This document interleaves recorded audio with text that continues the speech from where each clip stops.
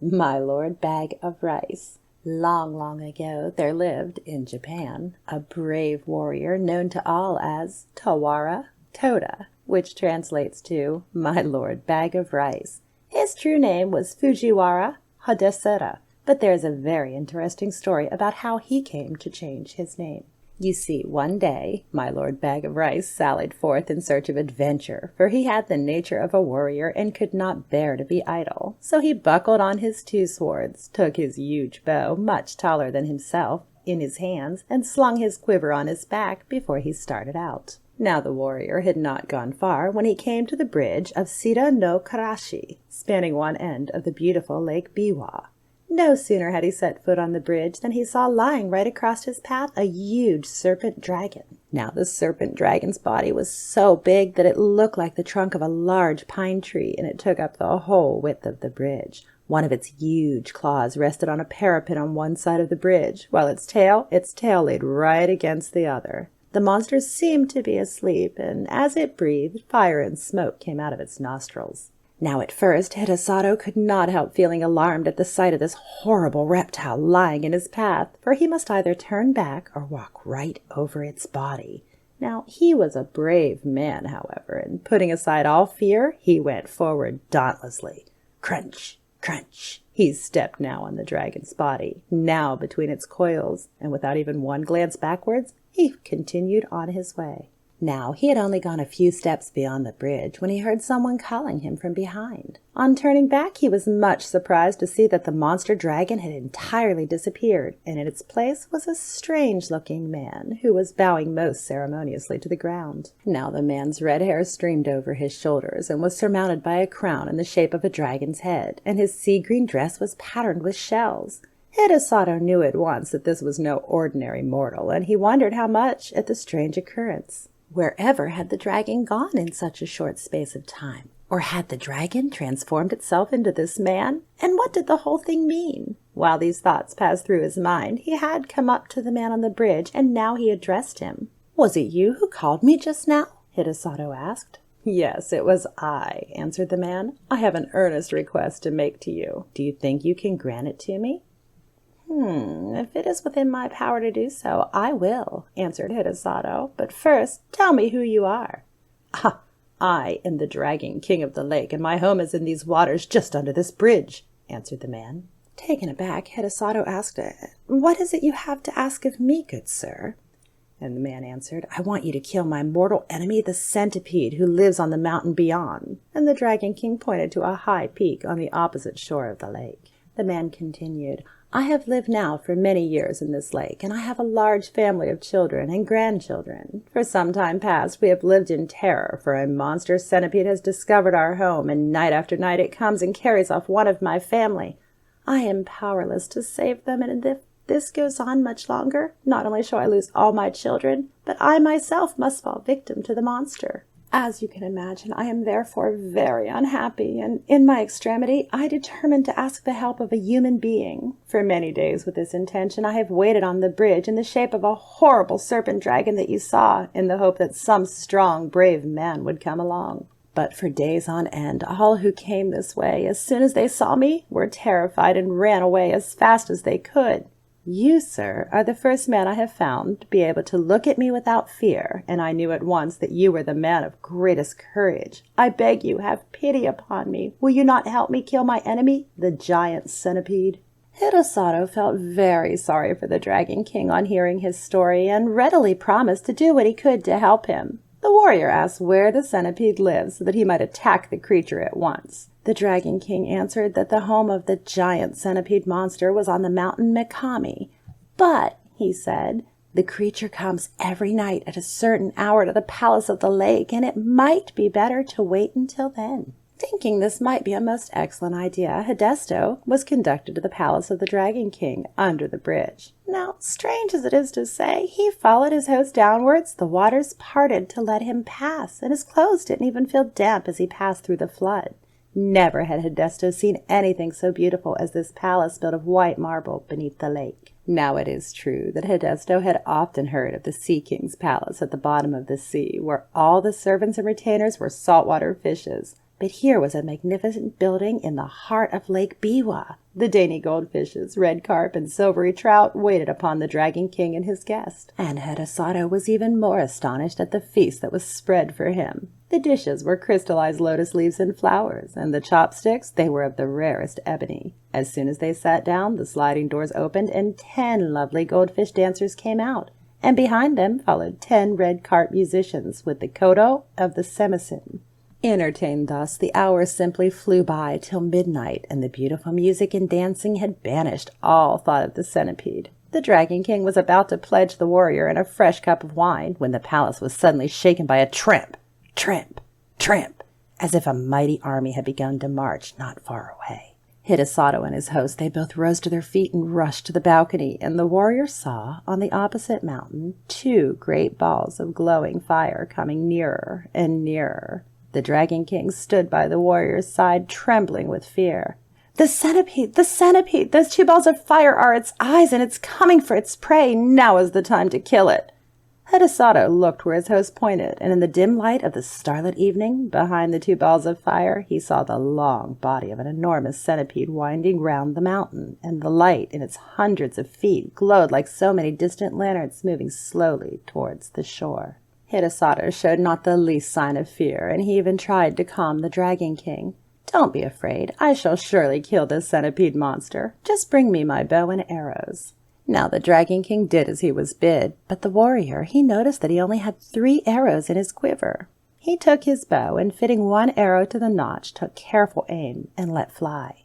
The arrow, it hit the centipede right in the middle of its head, but instead of penetrating, it glanced off harmlessly and fell to the ground. But suddenly the warrior remembered that he had heard that human saliva was deadly to centipedes. But this was no ordinary centipede. This was so monstrous that even to think of such a creature made one creep with horror. Hirasato determined to try his last chance, so taking his last arrow and first putting the end in its mouth, he fitted the notch to a bow, took careful aim, and once more let fly. Not daunted, Hirasato took another arrow, fitted it to the notch of the bow, and let fly. But again the arrow hit the mark, and it struck the centipede right in the middle of its head, only to glance off and fall to the ground.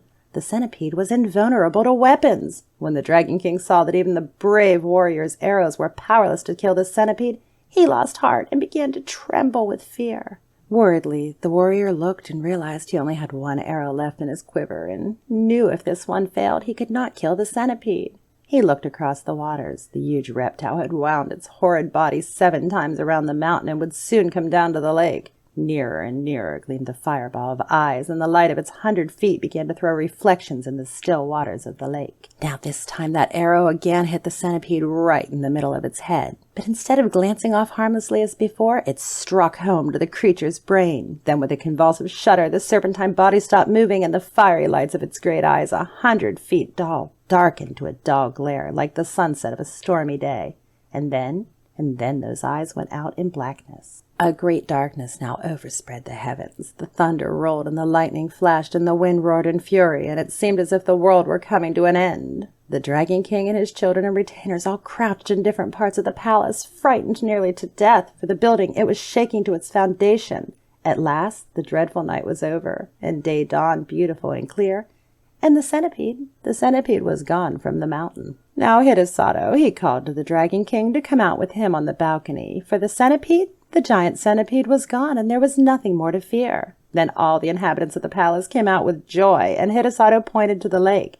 There lay the body of the centipede floating on the water. Now the gratitude of the Dragon King, it knew no bounds. The whole family came and bowed down before the warrior, calling him their preserver and the bravest warrior in all of Japan. Another feast was prepared, far more sumptuous than the first, and all kinds of fish prepared in every imaginable way, from raw and stewed, boiled and roasted, served on coral trays and crystal dishes. These were all put before the brave warrior. And the wine was the best that Hirasato had ever tasted in his life. And to add to the beauty of everything, the sun shone brightly, the lake glittered like liquid diamond, and the palace was 1,000 times more beautiful by day than by night. Now, when the feast was over, the Dragon King, he tried to persuade Hirasato to stay for a few days, but Hirasato insisted on going home, saying he had now finished what he had come to do and must return. The Dragon King and his family were all very sorry to have him leave so soon, but since he would go, they begged him to accept a few small presents, so they said, in token of their gratitude for him delivering them forever from the horrible enemy, the centipede. Reluctantly, Hidesato agreed, and as he stood on the porch taking his leave, a train of fish was suddenly transformed into a retinue of men, all wearing ceremonial robes and dragon crowns on their heads to show that they were the servants of the great Dragon King. The presents that they carried included a large bronze bell, a bag of rice, a roll of silk, a cooking pot, and a bell. Now, Hidesato did not want to accept all these presents, but the Dragon King insisted, and he could not well refuse. In addition, the Dragon King himself accompanied the warrior as far as the bridge, and then he took leave of him with many bows and good wishes, leaving the procession of servants to accompany Hidesato to his house with all his presents. Now, Hidesato's household and servants had been very much concerned when they found that he had not returned the night before, but they finally concluded that he had been kept by the violent storm and had taken shelter somewhere. When the servants on the watch for his return caught sight of him, they called to everyone that he was approaching, and the whole household turned out to meet him, wondering much what the retinue of men, bearing presents and banners who followed him, could possibly mean. It wasn't long till they found out, you see. As soon as the Dragon King's retainers put down the presents, they simply vanished, and thus Hidesato had to tell everyone what had happened to him. And as if everything that had happened to him wasn't curious enough, as he finished his tale, he found that the presents which he had received from the grateful Dragon King were of magical power. Well, not the bell. The bell was ordinary, and Hidesato had no use for it, so he presented it to the temple nearby, where it was hung up to boom out the hour of day over the surrounding neighborhood. But the bag of rice was magical. You see, that single bag of rice, however much was taken from it day after day for the meals of the knight and his whole family, never grew less. The supply in the bag, it was inexhaustible. The roll of silk was magical too, for it never grew shorter, though time after time long pieces were cut off to make the warrior a new suit of clothes to go to court in the new year. And even the cooking pot was wonderful. No matter what was put into it, it cooked deliciously, whatever was wanted, without any firing. Truly an economical saucepan. Now, with all that, it's no surprise that the fame of Hidesato's fortune spread far and wide. You see, there was no need for him to ever spend money on rice, or silk, or firing, and thus he became very rich and prosperous, and was henceforth known as My Lord Bag of Rice. Momotaro, the Peach Boy. You see, once upon a time, in a small village in the country of Japan, there lived a kind old man and his good, honest wife. One fine morning, the old man went to the hills to cut firewood, while his wife went down to the river to wash clothes. The old woman was scrubbing the clothes on a stone when something strange came floating down the river. It was a peach, a very big, round peach. She picked it up. And carried it home with her, thinking to give it to her husband to eat when he returned. The old man soon came down from the hills, and the good wife set the peach before him. She lifted a knife and brought it close to the big peach, when suddenly a little voice cried out, "Stop! Don't hurt me!"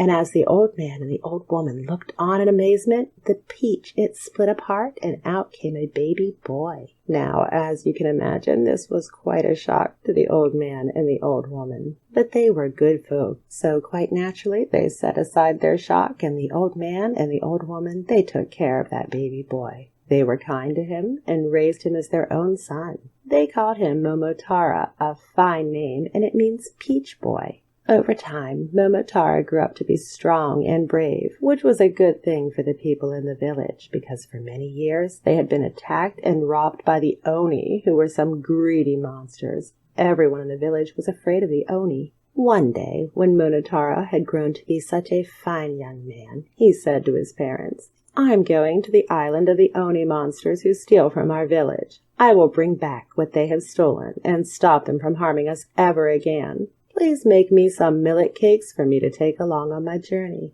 Now, naturally, the old man and the old woman, they were very worried, but they made the millet cakes as Momotaro had asked, and he started out on his way. He had not gone far when he met a dog. "Where are you going, Momotaro?" asked the dog. "I'm going to the island of the Oni monsters to bring back what they have stolen from my village," said Momotaro. "And what are you carrying in the sack?" asked the dog.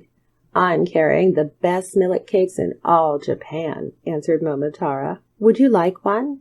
Yes, said the dog, and I will come with you to the island of the Oni monsters. I will help you. The dog ate that tasty millet cake, and then he and Momotaro walked on. They soon met a monkey.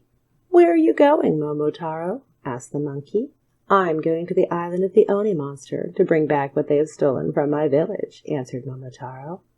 I will come with you, said the monkey, and Momotaro thanked him and gave him a millet cake. Now the three of them walked merrily along, but soon they heard a call. Momotaro, Momotaro, where are you going? Momotaro looked around to see who was calling. A big pheasant flew out of a field and landed at his feet. Momotaro laughed and told him that he and his new friends were going to the island of the Oni monsters. Then I will come with you and help you, said the pheasant. Surprised but grateful, Momotaro thanked that kindly pheasant and quite naturally gave him a millet cake. So Momotaro went on his way with the dog, the monkey, and the pheasant following close behind. The group soon came to the island of the Oni monsters. The monsters lived in a big stone castle. The pheasant, she flew high over the high castle walls, swooped down, and used her sharp beak to peck, peck, peck at the Oni monsters. The monsters shouted, and they screamed, and they ran about in confusion. And just about then, Momotaro, with the help of the dog and the monkey, they broke through the gate of the castle. Oh, what a battle! The dog and the monkey scratched and bit the monsters' legs. Momotaro slashed left and right with his sharp sword. Many of the monsters ran away, and soon Momotaro captured their king. When the Oni monsters saw that their king was now a prisoner, they bowed down before Momotaro.